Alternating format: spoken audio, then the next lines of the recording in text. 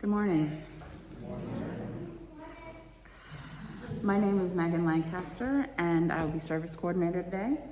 Today's reflection, there will also be singing, will be shared by our minister, Reverend Dr. Leon Dunkley. I welcome all of you today, and we, the congregation, welcome most particularly those of you who may be visiting or still somewhat new. If you are new, consider signing the guest book at the back of the sanctuary, or if you're visiting. This is also where there are hearing assistance devices and large print hymnals for those who might need it. We do have a few announcements. First and foremost, there is normal coffee hour downstairs after service today. Second of all, there is a bit of typo in the order of service, so just so you know, the introit name is not correct, because it will not sound at all like the name that is in the order of service. Also, so hash was yesterday, yay, and there are leftover vacuum-packed bags of shredded cabbage with red cabbage and some carrot, basically cold slaw without the dressing. That is really good for making soups and other such things, should you wish to purchase for a donation from Anne. So consider that to take home and save for future soup in this winter. And the last announcement will be made by Diane.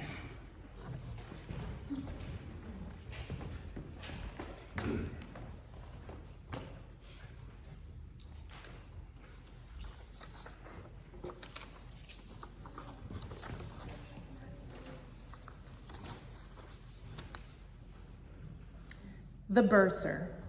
Apologies to Edgar Allan Poe.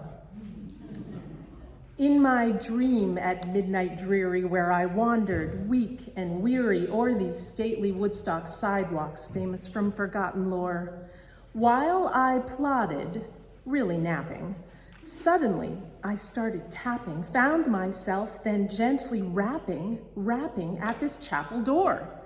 Just a visitor, I uttered, tapping at the chapel door. Only me and nothing more. Ah, distinctly I remember it was in a bleak November. This dream filled me with fantastic terrors never felt before, so that now, to still the beating of my heart, I stood repeating, just a visitor, entreating entrance at this chapel door. An old choir director knocking at this chapel door. This it is, and nothing more.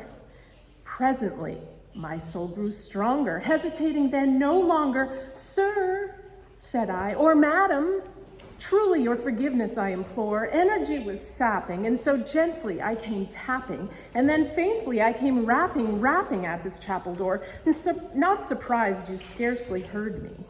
Then I opened wide the door, darkness there, and nothing more. Deep into that dimness peering, long I stood there gasping, fearing what I saw was sad and rotten, disarray from door to door. But the silence was unbroken, and the stillness gave no token, and the only word there spoken was my whispered word. Hello? This I whispered, and an echo murmured back the word. Hello? Merely this, and nothing more.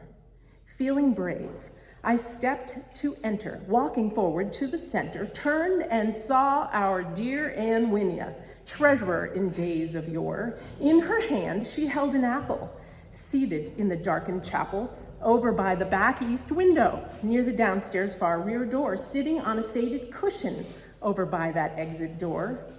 Perched she sat, and nothing more. Then this treasurer, beguiling, turned my sad face into smiling by the grave and stern decorum of the countenance she wore. Though this place be dark and frightening, please, I said, Anne, be enlightening. Tell me of the tragic story wreaking havoc evermore. What has happened to this chapel, once so lovingly cared for? Quoth Ann Winia, nevermore. Then the bursar, sitting lonely on the faded pew, spoke only that one word, as if her soul in that one word she did implant. Nothing further than she uttered, not a feather downward fluttered, till I scarcely more than muttered, worry not if speak you can't, I will leave you to your silence. Peace and quiet I must grant. Then Aunt Winia rose to rant. Let me tell you, Anne then started, congregants have long departed. Who's to blame them? Look around, everything has fallen down. Though the heat vents groan and choke, no warmth will come. It smells like smoke and deathly things of creepy nature, ugly, nasty, noxious vapors, faint remnants of past hash dinners, or long decaying bingo winners.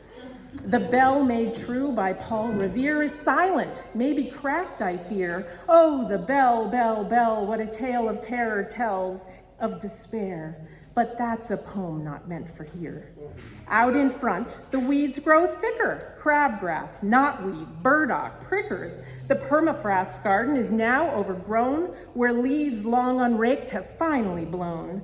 The organ, made by Hutchings and Plaisted, has suffered most deeply and is utterly wasted. Pipes are full of nuts and seeds, plugging air holes in the reeds.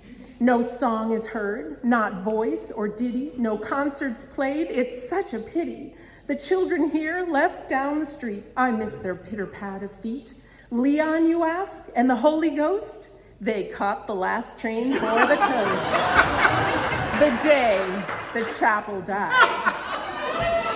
The paint on the walls, it is cracked and it's peeling. Fissures reach clear through the bulk of the ceiling. The gazebo? It floated off nigh late last spring, given that flooding's a regular thing.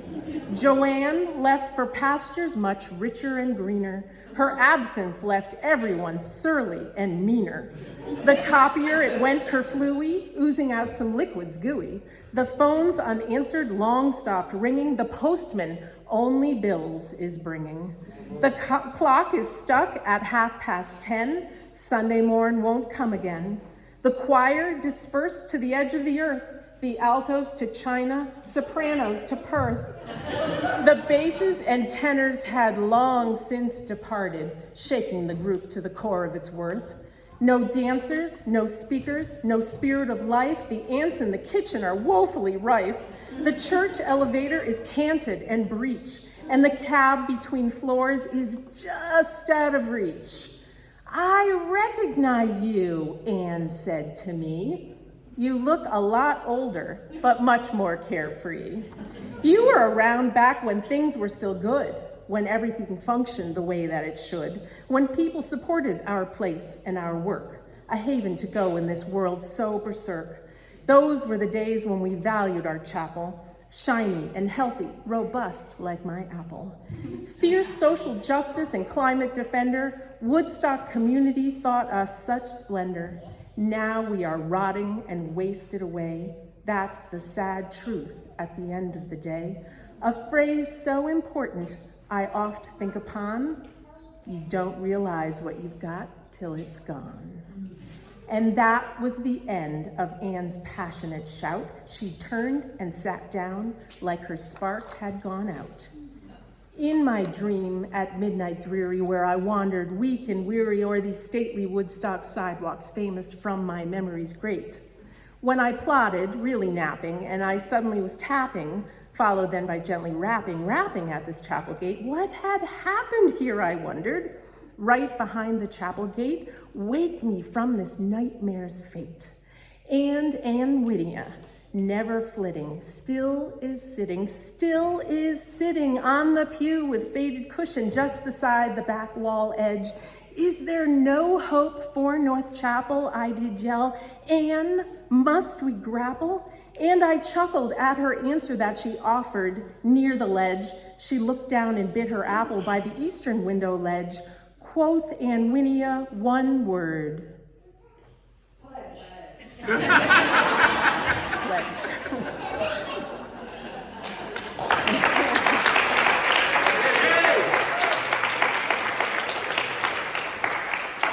So I would like to say that I have heard we have now reached 40% of our goal at 61,000 on our lovely thermometer, 25 pledges. So listen to Anne.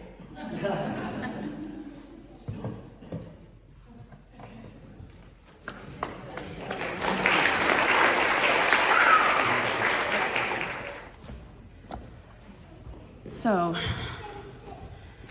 today's opening words are short and simple, but one of my very favorite readings in our hymnal that I go back to and have often shared with friends in interesting, challenging times. It is by Wayne B. Arneson. Take courage, friends. The way is often hard, the path is never clear, and the stakes are very high. Take courage, for deep down, there is another truth. You are not alone.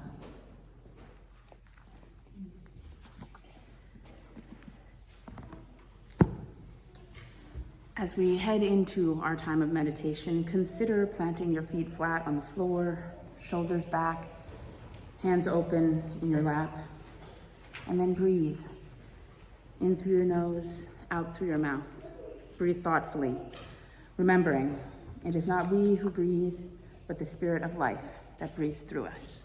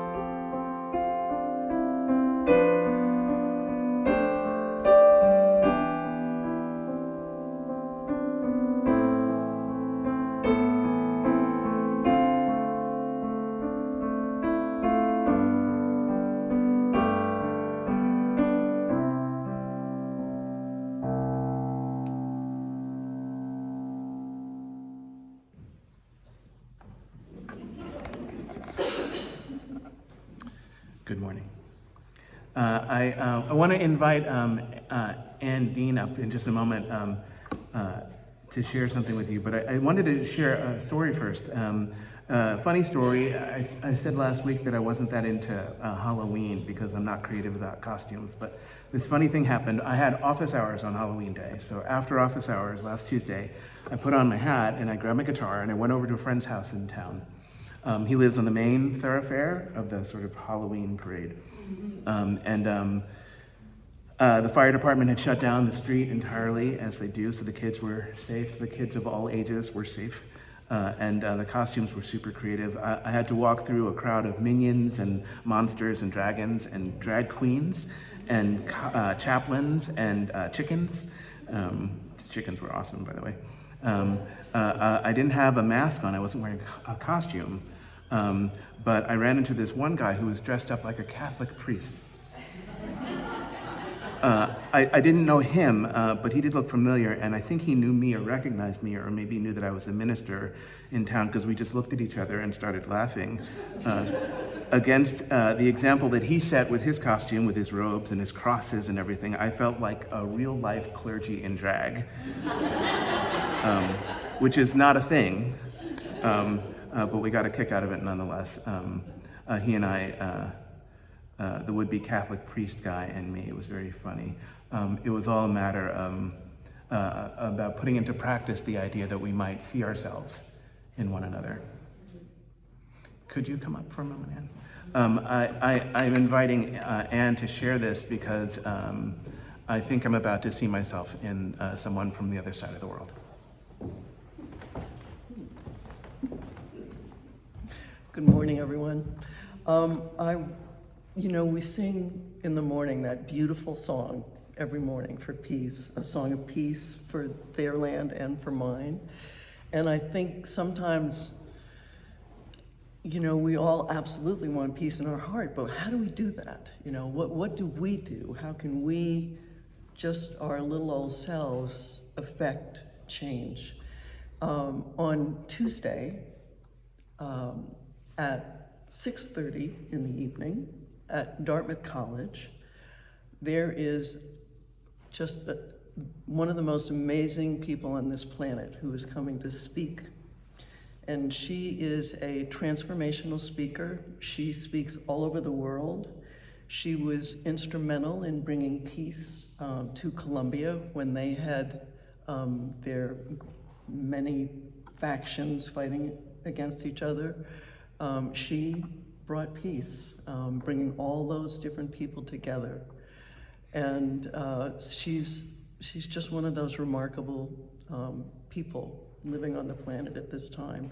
If you have any desire to listen to somebody talk about how you as an individual can bring peace, then come and listen to her. She has a very different view of how to create peace, and actually it works.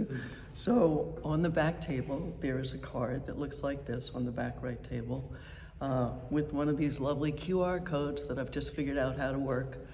And you can get all the information you need to sign up. There are still some tickets left, but if you're interested in going, I would encourage you to sign up soon.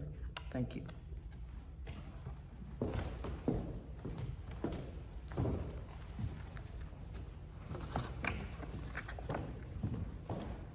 I want to ask you to do something for me. Would you put your hand over your heart like that? And sing with me, whether or not you know the words. My life flows on in endless song, above earth's lamentation.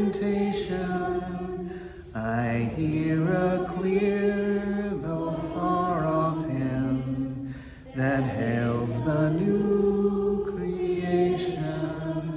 No storm can shake my inmost calm, while to the rock I'm clinging, since love prevails on heaven and earth.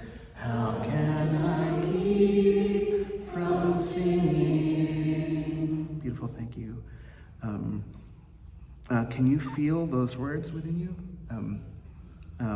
The sympathetic resonance of our singing together. The resonance happens with or without our melody, with or without knowing the words. If the poetry is beautiful, if it moves us further from hell and closer to heaven here on earth. When the poetry is beautiful but leads us astray, we end up in a bit of trouble.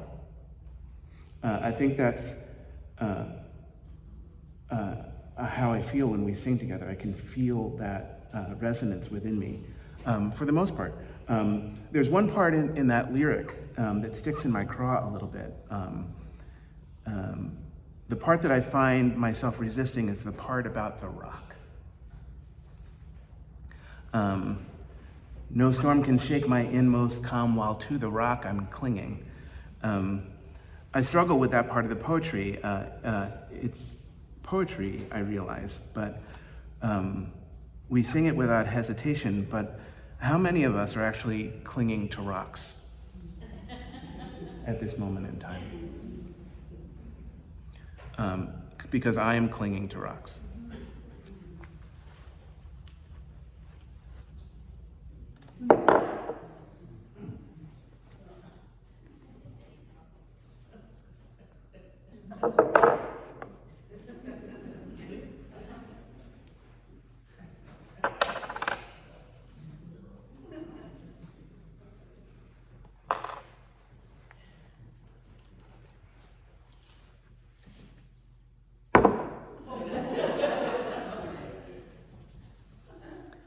I need a poetry that will encourage me to do otherwise, because there's something very rigid about a rock. Alan Watts once explained, there's something very rigid about a rock. We are finding our rock getting rather worn out in an age where it becomes more and more obvious that this is a floating world, a world that is floating in space where all positions are relative and no place may be regarded as the center. A world which does not float on anything. Therefore, the religious attitude appropriate to our time is not one of clinging to rocks, but of learning to swim. This explains the sinking feeling I've been having. So, of what religious advantage are all these rocks that I've been carrying? I resist this part of the poetry even though I love singing the song, especially with you. These rocks are weighing me down, and they don't have to. I can cling as faithfully to a grain of sand. It's lovely to sing together. It sounds an echo in the soul. Do you hear it? Do you feel it? This echo traces up from the taproot. It registers and resonates through the body as if we were a tree, and it passes through our upper branches and our crowning leaves up into the sky.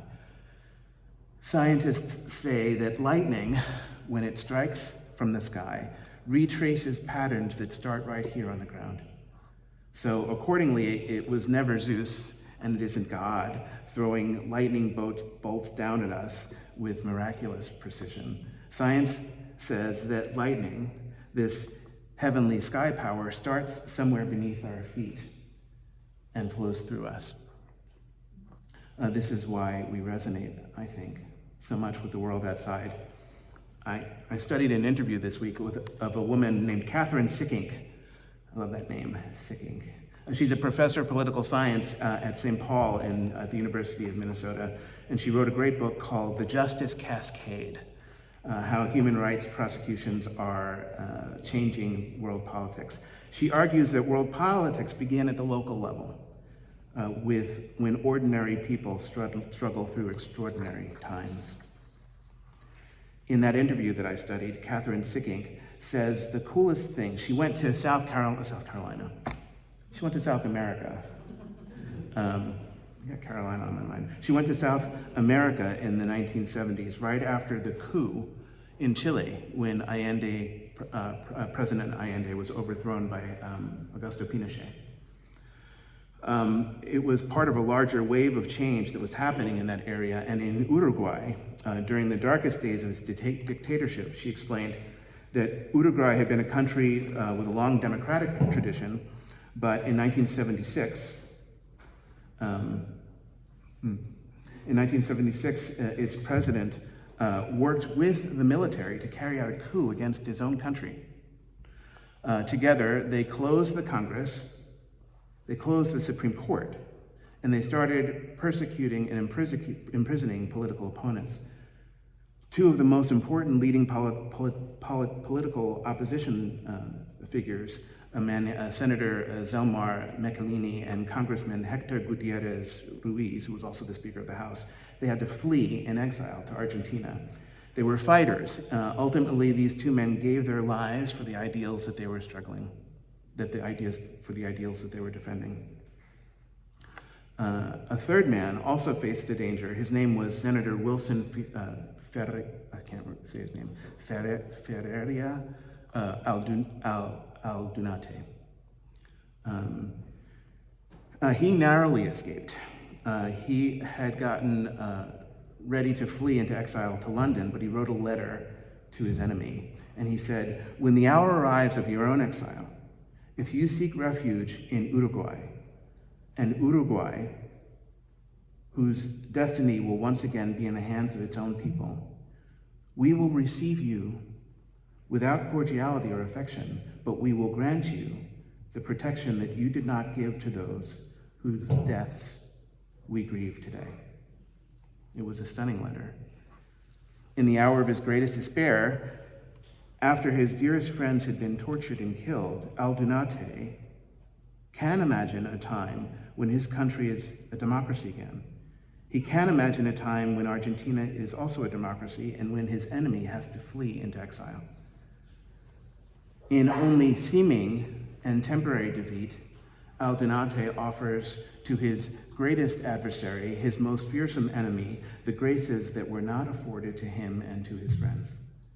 The poets ask, who will end this ancient hatred and will the killing to an end? Who will swallow long injustice and take the devil for a countryman? Who will say, this far, no further? O Lord. This far, no further is a quote from Reverend James Russell Lowell, a Unitarian minister who was born in Cambridge in 1819 and he dies in Cambridge in 1891. He saw the real before and the real after of the American Civil War. So each day, we are broken and confounded and remade by the world outside of us. Ending the cycle of violence is the hardest thing, but it does happen time and time again, it does.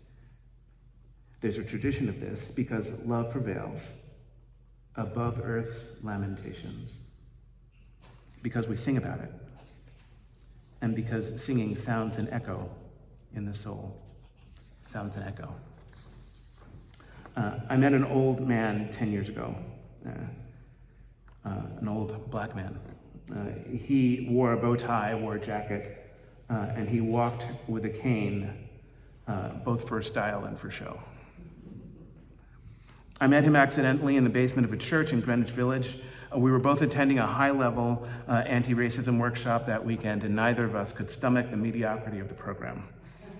So on different cues, we left the main room presentation a little bit early. To reduce our disappointment, we both called first dibs and indulged ourselves, sampling the snacks that had been graciously prepared for us. I knew what I was doing. I knew what he was doing. And I knew that he knew what I was doing and vice versa. So we fell into an easy exchange, fast friends. He began it. In fact, he was the only one who actually spoke. I was eating cubes of cheddar cheese and grapes. He raised a question. He asked, do you know what the quickest way of ending racism is? And I smiled and kept chewing. I smiled with openness and with curiosity, and he said, the quickest way of ending racism is to stop participating in it. We both smiled. For some reason, the snacks were very delicious that day.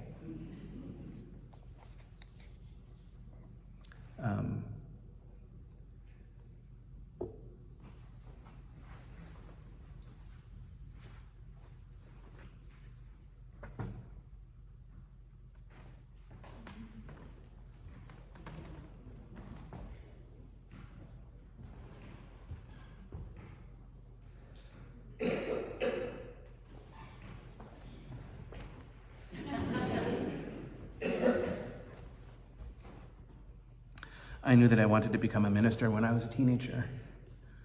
I told no one, not my parents, not my sister, not my friends, not even my minister. His name was Harold Dean, the Reverend Harold Dean.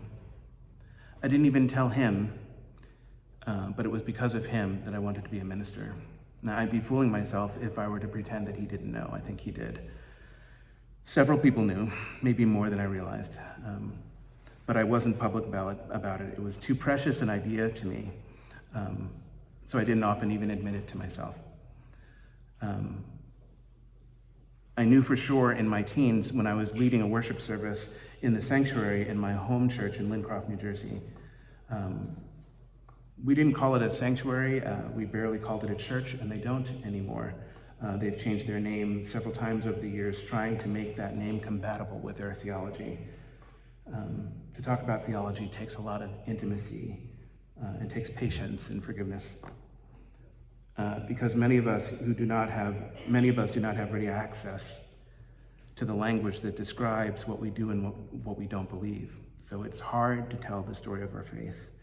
And that's okay, it should be hard, I think, at least in this tradition, this free and liberal faith tradition called Unitarian Universalism. The main room of the Lincroft Church, I still call it a church because that's what it was for me. The main room of the church was dark, uneventful, and ordinary. It was dark because the ceilings and the pillars, the sort of side buttresses that supported the ceiling, were exposed wood in black walnut in color, so it was fairly rich, but also fairly dark. The floor, on the other hand, was a bright color, but cold to the touch, off-white, uneventful tile. The south wall, where are we now? So that would be that side. The south wall of the main room was made up entirely of glass. And that was extraordinary. No matter the season, the outside world was always in the room. We were always looking out on it. It was irresistible. In fact, I used to laugh, I still laugh sometimes, about what it must have been like for Harold in his pulpit after the opening words on Sunday morning when he had our full attention, because over time we took the journey of the sermon and inevitably our minds would drift, our eyes would slowly wander and gravitate to the beauty of the natural world outside. In fact, there was a dance sometimes between the sermon and the natural world, especially when there were poems to be heard. But poor Harold, we lost eye contact with him, and in so doing, he would preach each week to the left side of our faces. As teenagers, we would often plan to streak on Sunday morning. It's true. Right in the middle of the service, like at 10:35, right when we knew we would have everybody's attention. We would plan this, but we never followed through, because being together was a whole lot of fun. When Sunday school was boring, we were still happy to be with one another. Several times a year, there would be these overnight conferences, and our parents would drop us off at church on Friday afternoon, and we would do our best to stay awake until Sunday morning, at which time we would be in charge of the Sunday service. We would start planning for the Sunday service that started at about 10 o'clock, at about 8:15. It's not an exaggeration. On Saturday night, we would have a youth service, and we would sit in the main room in an imperfect living circle, about of 100 young hearts or so, with the distraction of the outside world gone because it was dark outside. I still remember leading services in that setting. We all took turns. It was normal for us. It wasn't a big deal. We could find the holy everywhere we looked. We just had to look with the right attitude. The youth service was just a way of reminding us to look for the holy right here and now. Our hymnals read, "Seek not afar for beauty, for it glows in dew-wet grasses all about your feet."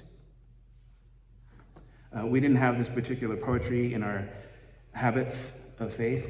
We had the hymnals, but we never read them. That wasn't our way of doing things, but we lived this out nonetheless. I wrote a poem for that church service, and I still remember it. I'm sure that I've written it down somewhere, but I remember every word. Every single word. It was our habit to place a candle in the middle of the room and sit in a circle quietly. Our goal was to start our services in silence, and we would usually get pretty close. Into that silence, I offered a poem that I had written called "The Magic of a Lonely Child." Into that silence, I offered these words that I have offered rarely, if at all, in the intervening 40 some odd years. There is a light surrounded by the people here in this very room, where hopes are for real and love that friends feel opens arms and away with all the madness, when prayer stems from sorrow and sorrow stems from anger. There's a lonely child, he's still smiling, and he's still singing "There You Are," and reminding you that once upon a time we were little and love didn't stay so far away. Pink balloons and the ice cream man made up for times when we couldn't play. It was that simple then. It isn't that simple now, with much more to be defended and much less to be allowed. When things don't hold the road for me anymore, I crawl into this world I've styled. On a squeaky place that a stolen child will play all day. And he's singing, "Play with me, I'm just a little boy. Would you like to make believe just until tomorrow? I've got so many things to do and so many people to pretend to be, and my magic keeps me happy and keeps me at ease. And though sometimes the things we plan haven't worked out as we planned them, for God's sakes, keep your love alive. Because when the people go, you know the love survives. It stays always. And there's still a light, surrounded by the people here in this very room, and the magic's gonna last for a while. This is the magic of a lonely child." I still remember that feeling from my teenage years, the butterflies in the stomach, the mixed feelings of anxiety and panic and hope and joy. One light, one brave light calls us on. In 1939, it was a playwright named Bertold Brecht who asked, "In dark times, will there also be singing?" He asked this question in 1939 in Europe. The dark times that he witnessed became what history calls the Holocaust or the Shoah, the Hebrew word for catastrophe. How does one resonate with the beautiful in times of darkness? How does one resonate with the beautiful in times of darkness? As I mentioned before, I grew up Unitarian Universalist, but I didn't grow up reading passages like the one I shared with you earlier about not seeking afar for beauty. We grew up singing songs in good times and in tempest. We grew up singing Michael, row your boat ashore, and we sang Hoist Up the John B. Sail, but only when we were feeling really corny. More commonly, we sang Jesus Christ Superstar or Hair or Springsteen or James Taylor or Joni Mitchell, to be sure. We sang songs by the Sex Pistols and the Clash and the Beatles and the Rolling Stones and the Violent Femmes. There were a lot of those. Joni Mitchell and Bob Dylan resonated most deeply nowadays. And I'll close with this passage from Dylan.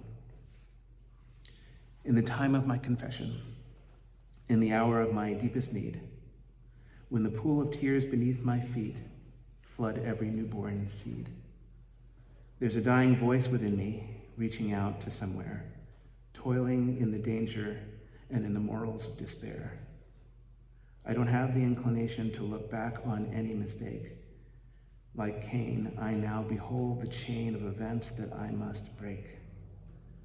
In the fury of the moment, I can see the Master's hand in every leaf that trembles and in every grain of sand. When it seems like the whole wide world has gone crazy, beauty reveals itself in the particular. That beauty resonates within us if we let it.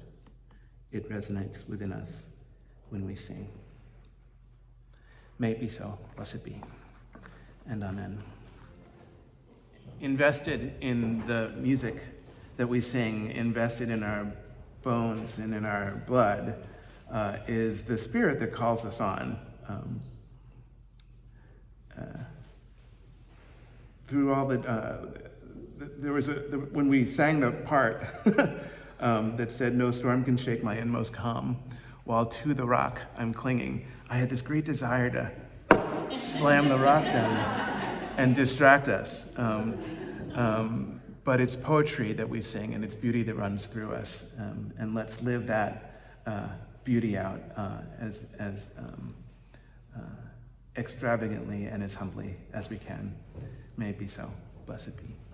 And amen.